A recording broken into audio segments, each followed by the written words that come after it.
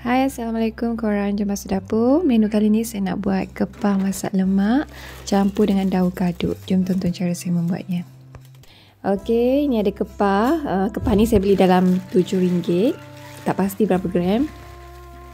Boleh cuci dulu kepah ni sehingga bersih. Lepas tu toskan. Dan ini bahan-bahan yang saya gunakan untuk buat masak lemak. Okey, mula-mula saya masukkan dulu kepah ni dalam periuk.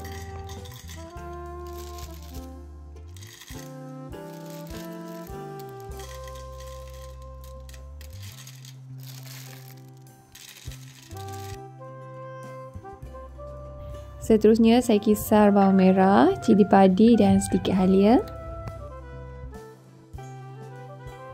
Kisar sehingga hancur.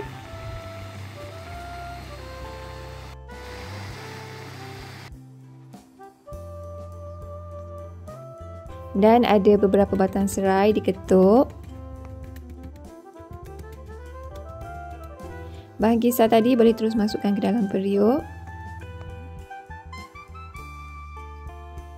Masukkan juga 4 batang serai yang diketuk tadi. Terus masukkan santan. Saya gunakan 1 kotak santan yang kecil jenama ayam brand. Boleh terus masukkan perasa secukupnya. Ada garam, gula dan Maggi cukup rasa.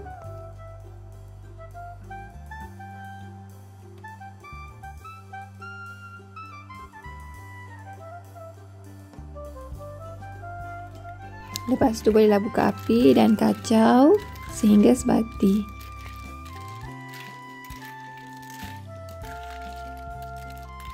Kuah ni perlu sentiasa dikacau supaya santan tu tak berketul.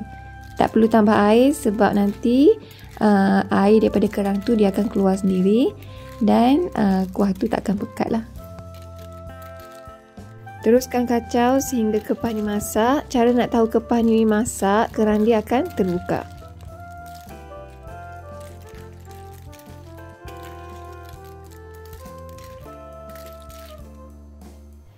Bila nampak lala tu dah masak, bolehlah terus masukkan daun kadut. Daun kadut ni optional saja, kalau tak nak letak pun tak apa.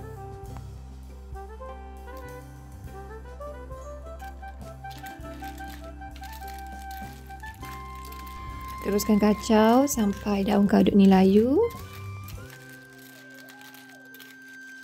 Nampaknya kepah dah nak masak, bolehlah matikan api, siap untuk dihidang.